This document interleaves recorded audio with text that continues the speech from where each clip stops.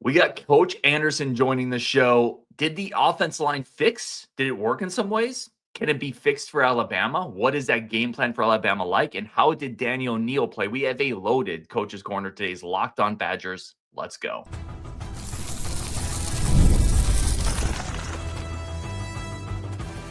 You are Locked On Badgers, your daily podcast on the Wisconsin Badgers.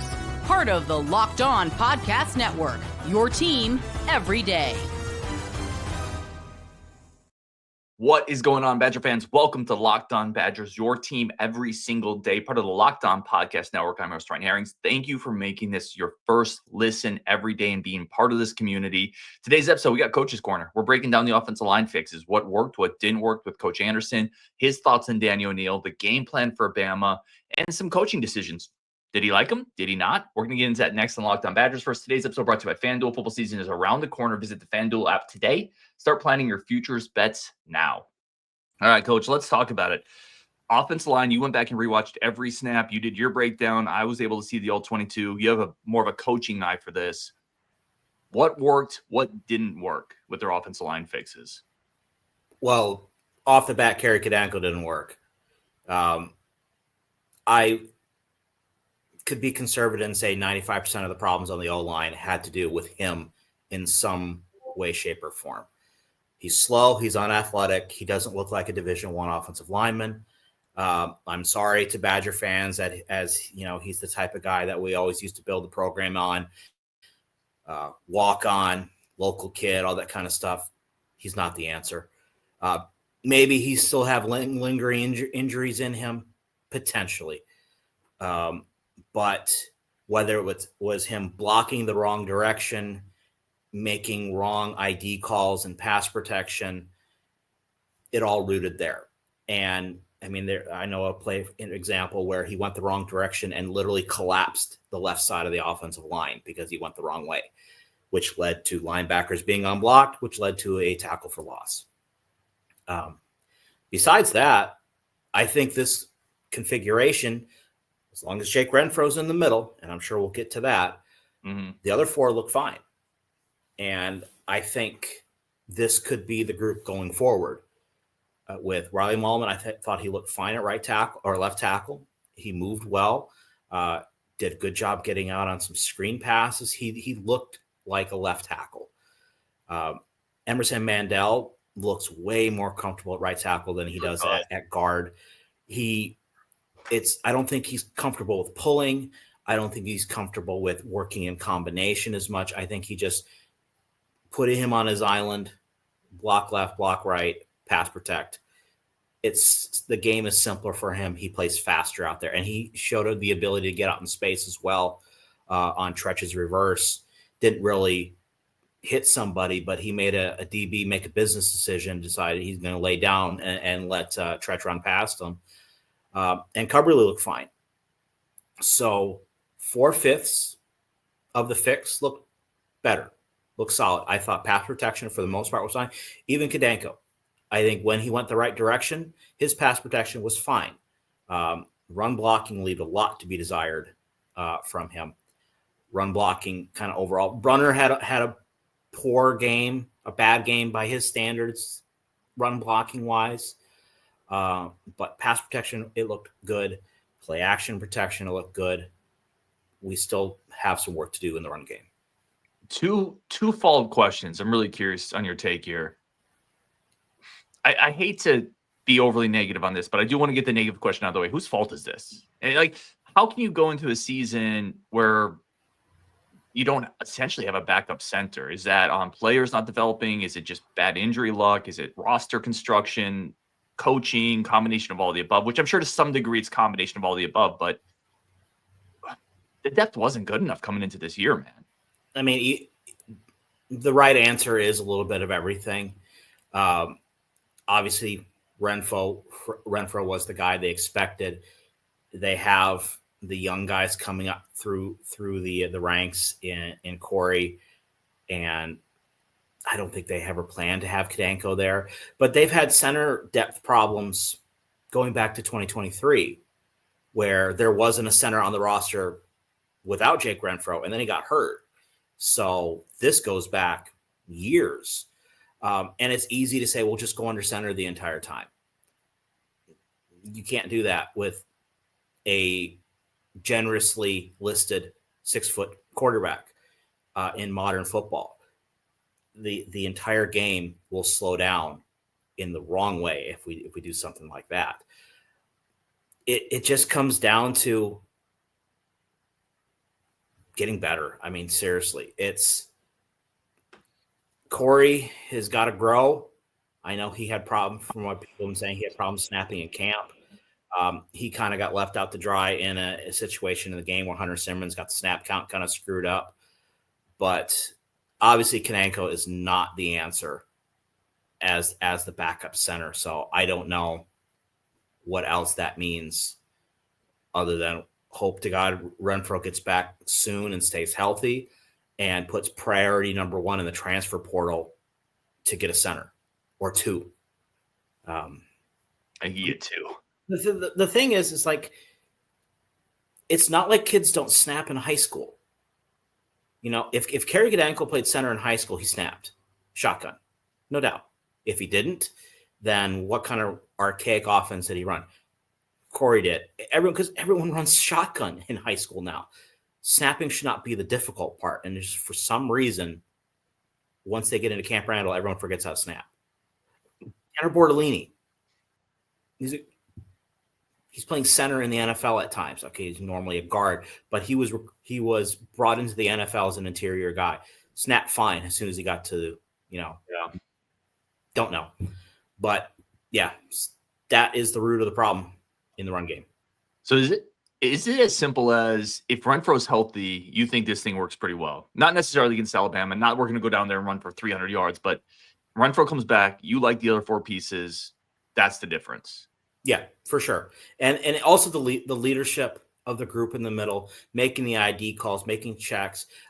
It really looked like Joe Brunner was making the checks at times on the O-line. And it got, again, that led to some confusion where Kananko didn't hear a call and they ended up blocking each other. Having that solid leader in the middle who knows what he's doing, can snap consistently, doesn't have to be perfect, consistently, but leads that interior group. And we saw he was the highest rated offensive lineman for the Badgers in week 1. Yeah. I mean, we missed him for sure. I want to hit on your point with Mandel really quick, because Mandel's a guy we've talked about a lot. And I've always kind of thought, I think I was wrong. I didn't want him to get kicked out to right tackle. I liked his upside at guard. I was like, physical. Dude, I think he could be, to your point, that might be the answer. They stumbled on it kind of, but he might be the right tackle going forward. I thought he looked awesome. And was there anything about his game that you pointed out and said, I just need to see more of this, or I can tell he's still learning because of this? I mean, pass blocking reps are obviously what he's gonna see him against a true speed rusher is what we really haven't seen. We've seen speed rushers from the Conference USA and the MAC level so far, because obviously he's going to be seen as the weaker of the two tackles. Not Riley Mahlman, who's never played left tackle before, 3-year starter. It's the redshirt freshman who grew up playing flexbone or wishbone or whatever he played in high school, who's literally learning how to pass block. I think he's looked fine so far. I think they're going to take care of him out there. He just seems more comfortable. Whether it's his long-term spot, he's a little short for a tackle. A guy who's 6'5" is short, but in college football and pro football, those guys are 6'6", 6'7", 6'8". But he plays with good leverage. He plays with good lean. He looks the part, and I think it just took them finding all right, put him where he's natural. Maybe not put him where he. Maybe his future is at right guard, and that's where they want him to be. But to help the team right now, it's at right tackle. Yeah, I think so. We're going to take a second there. We're going to go back, talk game plan for Alabama. Would this type of game plan that they just had for Middle Tennessee State work against Bama? And what coach thought of Danny O'Neal? What impressed him? What still needs to get better? That's coming up next on Locked On Badgers. First, a quick second for our friends of the show over at 5 Hour Energy. new friend or returning friends of the show, I should say, over at 5 Hour Energy. It's time to fuel up and turn it up with the 5 Hour Energy Transfusion. Grape ginger lime flavor shot brings the iconic taste of a golf course favorite to a non-alcoholic boost. Perfect for sinking birdies or making great memories with friends. It's a hole-in-one for your energy game. And listen, if you're heading down to Alabama this weekend, you're maybe going down there, probably a good time to get some golf in. If you want to turn 9 into 18, this could be exactly what you need to get a little extra push to power through your day. 5 Hour Energy Transfusion delivers a clubhouse favor you love without ever leaving the green. Golf is all about good times, good people, great flavors. The grape ginger lime flavor, the 5 Hour Energy Transfusion gives you the best parts of your clubhouse to go without having to chase down the bev cart. Now you can amp up the fun even more. Just buy, snap, and enter for a chance to win a dream golf trip for two. I could go with you if you want to. For any golf tournament in the USA, tee up that trip. Visit 5hewin.com for full rules and entry. No purchase necessary. Excludes the Masters tournament. Ends October 31st. Today's episode also brought to you by our good friends over at FanDuel. Right now, if you're looking at that Alabama line, it's Alabama minus 20.5 over on FanDuel. The over-under is 47.5. Maybe you're thinking the Badgers defense is going to travel. Maybe Daniel O'Neal plays smart. You hit that under. FanDuel is the perfect spot. The NFL season's here, and they're making sure you're ready for kickoff with a can't-miss offer. You'll get $300 in bonus bets if you bet your first $5 bet, and your bet wins for new customers. That's $300 bonus bets if you're a new customer and your first $5 bet wins. So if you're ready to play, download the FanDuel app today by visiting FanDuel.com to get started. That's FanDuel.com to place your first $5 bet. All right, Coach, let's talk Daniel O'Neal a little bit. I thought he played remarkably well given his experience level, but I also think opponent played a factor in here. I thought the game plan was pretty good. How much of this is Danny O'Neal? How much of this is opponent? How much of this is a pretty strong game plan by Coach Grimes? I think they gave him the best chance to succeed. For the most part, they called plays and kind of worked a system that fit his skill set. Couple situations I don't understand some of the play calls, launching 40-yard routes on a third and 10 situation, stuff like that. His arm strength is not, world breaking. It's strong enough, and he's definitely confident in his arm by evidence of the 10-yard out that they threw through the stretch that everybody in the stadium assumed was going to be a pick six. But he fitted in there, and he's fit some into tight ends over the middle. So he's definitely confident in him. And I know the coaching staff is telling him, that ain't going to fly against Bama. That ain't going to fly maybe in the Big Ten. But you don't want to take away his fastball. You don't want to take away his confidence. They just need to keep it simple for him. I think the one downside of the game plan this week, and it was evident early on, that they tried to do too much. And I'm not talking about the motions and the shifts and stuff like that. That's a part of the game, and that helped, and that's going to help against Bama once we start talking game plan in there. But getting cute in situations, the screen pass that was intercepted was a stupid play call. Thank you. It wasn't necessary in the time of the game. Just run an inside zone. Go to halftime. 14-3. Just do it. I get it. I get why they did it. I do. It's a situation to try something like that based on how, Middle Tennessee was lined up. But everything that could have went wrong in that play went wrong. And so in order for him to continue to succeed, they just need to feed him with what he's good at. Move him in the pocket. Okay, give him easy reads. Don't have to dumb it down. Just don't make it too complicated. He's still young, and he's shown the willingness to sit in the pocket and wait for plays to develop.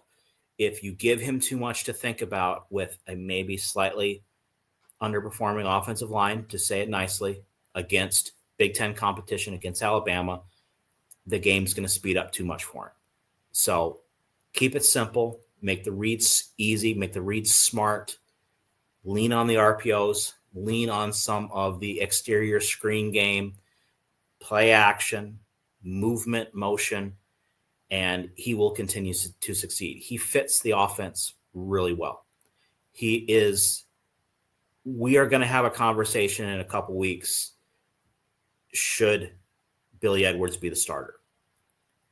If we get after the first 4 games and Billy Edwards is back, we might have to have that conversation, but they can't push it right now. Man, a bunch of stuff I want to get into here. Let me really quickly get into this one.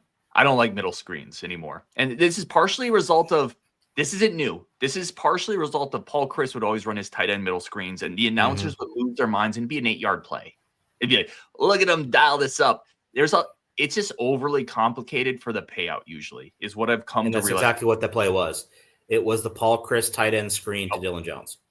And if you zoom out and you look at it, I know you watch the all 22. They have 3 defenders 15 yards off the ball. Like, that's going to go for 10 yards. Unless Dylan Jones breaks something. I just don't like the risk reward of middle screens. They tried to throw another one to Jackson Aker that didn't come through. I just don't do it, man. If you have a more veteran offensive line that isn't banged up and 4 people in new spots. Exactly. Maybe. Exactly. You don't have that. So don't do that. Let me say this, because we were talking about this in the Discord today, and let's not spend too much time on this because this would divert a little bit from our Bama talk, but upside potential, if the team around him is right, is Danny O'Neal good enough to be a good Big Ten starting quarterback? I think so.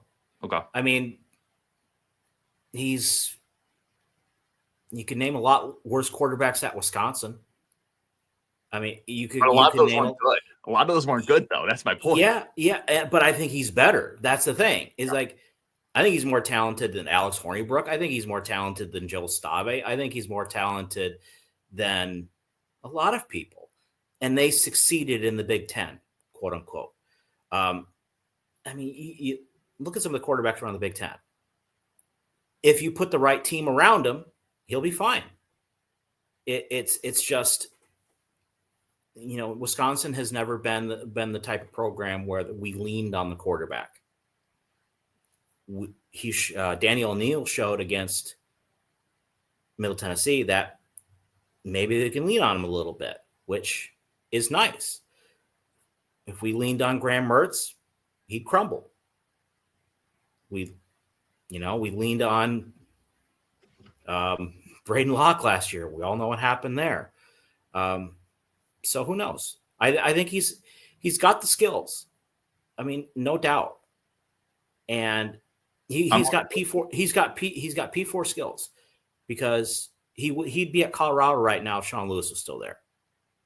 Yep. I mean, he was going to Colorado, and then when Sean Lewis left, he followed them, and then he got homesick, and thank God, because we got him, and I think he's going to be solid for us. I'm with you there, by the way. I do think his skill set. He reminds me of the type of college quarterback that, as an opposing fan, just annoys the ever-loving S out of you, because he's just almost like the Iowa State type of quarterbacks that they've had for years, that are just a little undersized, but they're really tough. They move. They run when they need to. They can fit the ball into windows.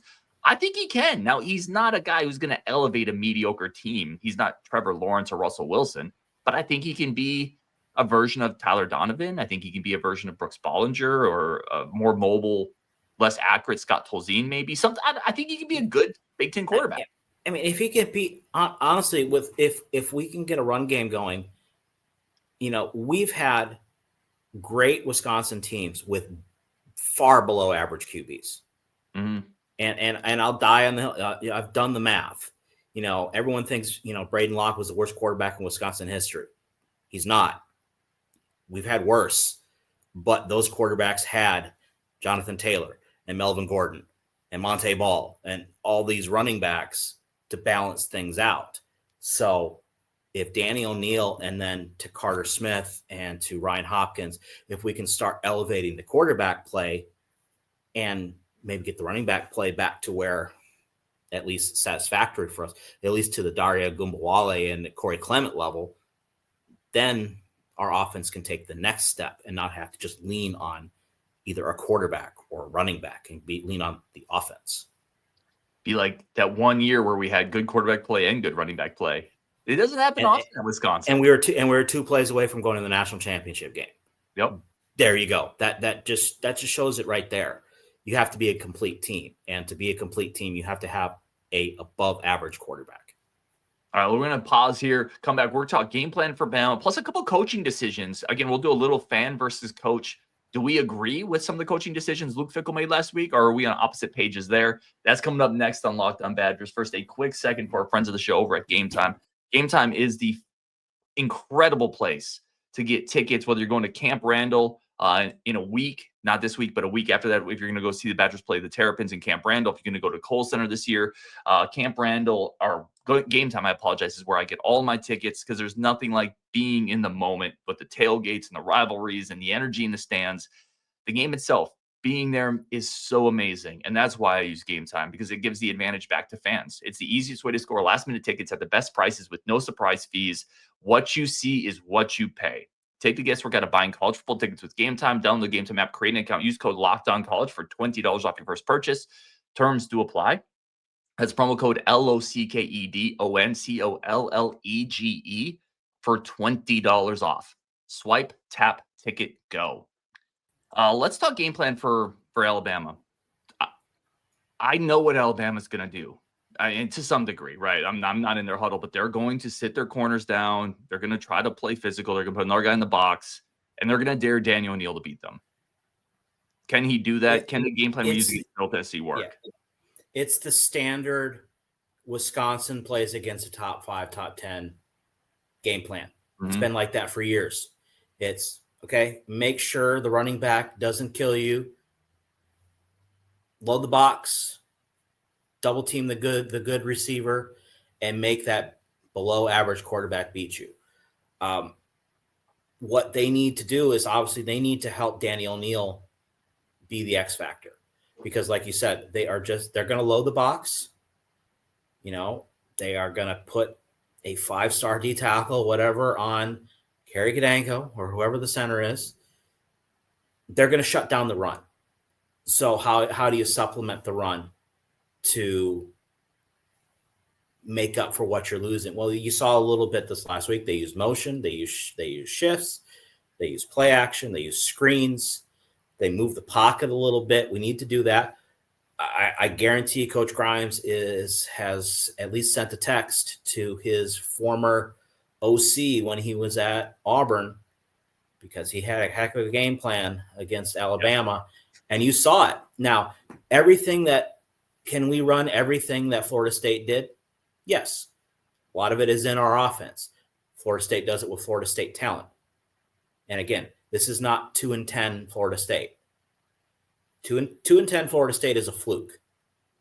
2-10 Florida State got a fluke and got Gus Malzahn to be their offensive coordinator. That's called winning the lottery in college football. But he gave the blueprint. Bama is talented but flawed.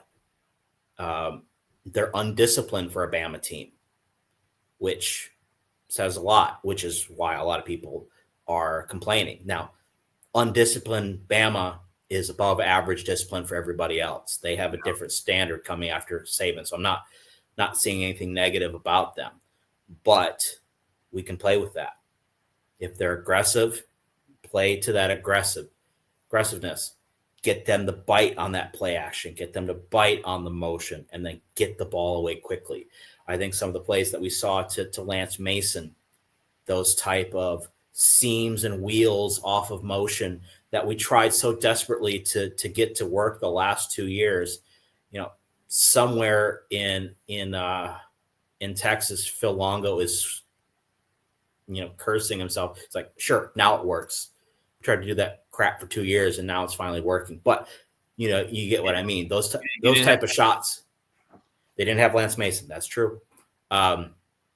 Those type of shots will be there, and if you got Danny O'Neal willing to push the ball down that seam, push the ball up the sidelines on those type of plays, there's you got a puncher's chance. And what I'm fascinated by with this game, man? It's you said it. You said it. Alabama's going to shut down the run. Do the Badgers, do they throw? Do they come out throwing? Do they try to throw to set up the run? Or do they just keep pounding the rock and living with 1-yard gains just to try to have some semblance of balance? If it goes that way, if they struggle running the ball, because they were against Middle Tennessee, and they just kind of kept hammering away. Can you afford to do that in Bryant Denny? No.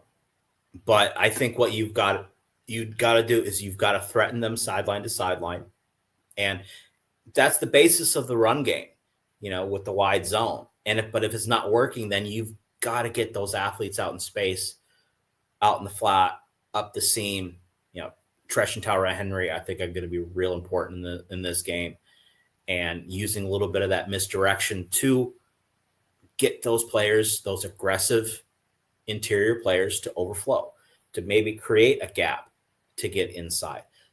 But again, I think if we have Jake Renfro in there, or at least, Kerry Kadanko just wakes up, it's possible to get a semblance of a run game, at least enough interior wise that it just doesn't feel like it did back in the day when we would play Ohio State, and it would just be, smashing into a brick wall for 3 plays and then throwing up a prayer to Jake Ferguson.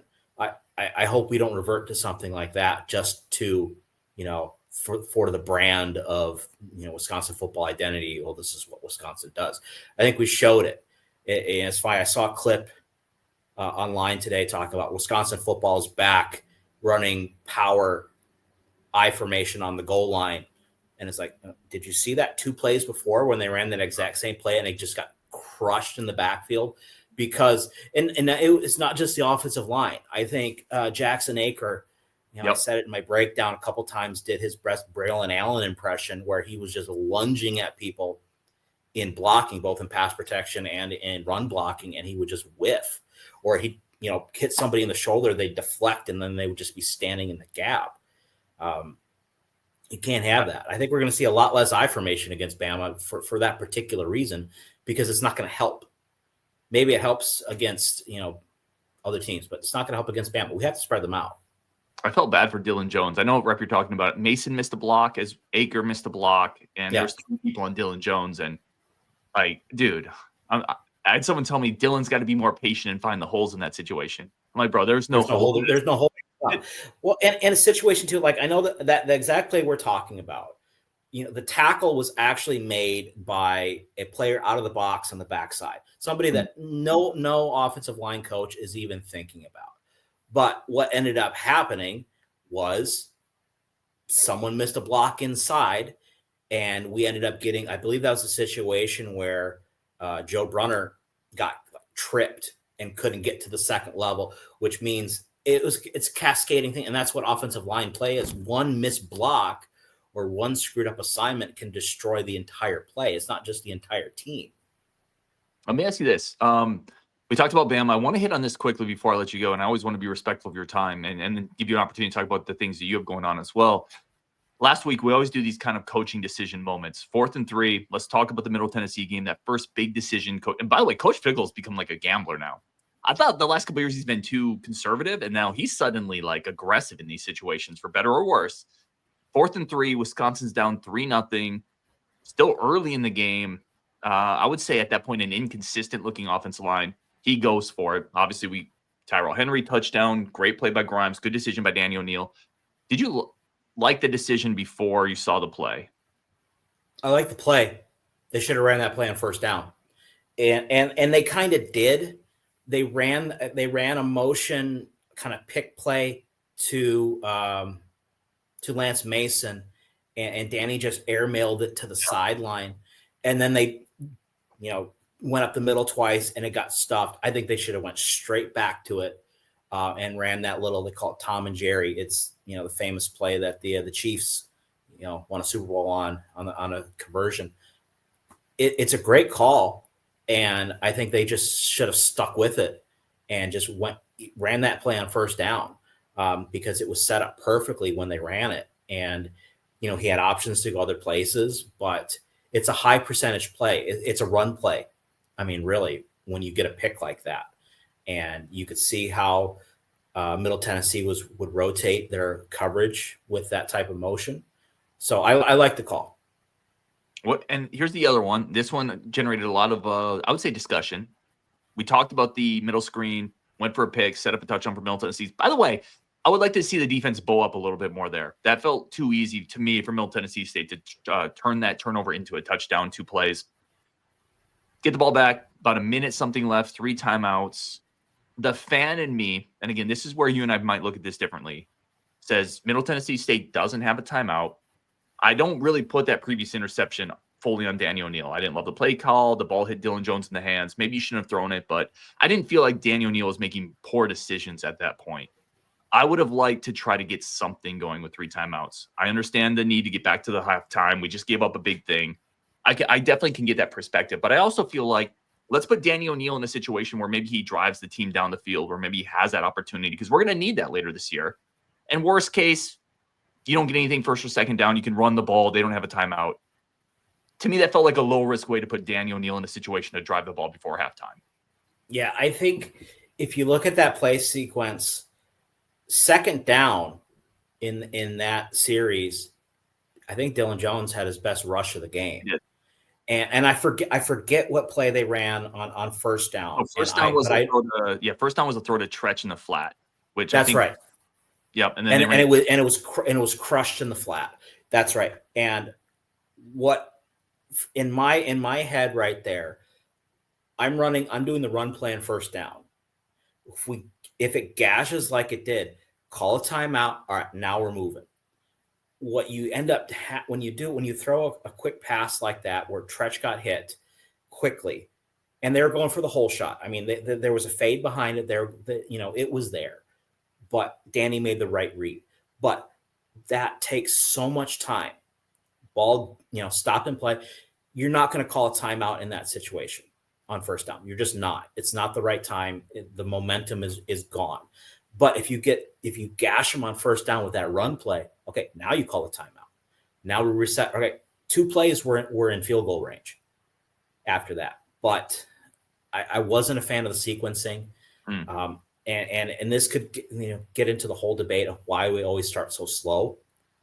I don't, for the life of me, if it comes down to the script and maybe Luke Fickell has too much hand in the offensive script. Who knows? Because it happens on both sides of the ball. That's another story for another time. But I didn't like the sequencing going into the half. It got better in the second half. I mean, as it kind of always does. I thought the play sequencing was remarkably better in the second half, and it was evident. It wasn't just that we played better. The coaches put the players in a better situation to win. Got to do that this week. Got to start faster. Last one here, man. Get you out the door. Where can people find all of the amazing stuff you do? I've already kind of started to tee up your play of the day. I saw that come through in my inbox. Where can people find the work you're doing? Yep, everything in Dairy Raid, YouTube, Substack. Recorded the offensive breakdown. Got all 22 filmed this week. Special benefactor helped me out with that, so thank that person. I think they know who they are. Over 2 hours on the offense alone. I got really nerdy and got a little fired up at a couple points. Maybe used a little bit of language. Gonna be working on the defensive breakdown tomorrow. There will be stuff on YouTube throughout the week. Twitter, if you like to hear my snarky comments about Biff Poggi and how he's my spirit animal, all those kind of things. Search the Dairy Raid, you'll find me. Love it, man. He is Coach Anderson. Dairy Raid. Go check out his work. This has been Locked On Badgers. Appreciate everybody for tuning in as always on Wisconsin, and we will talk tomorrow.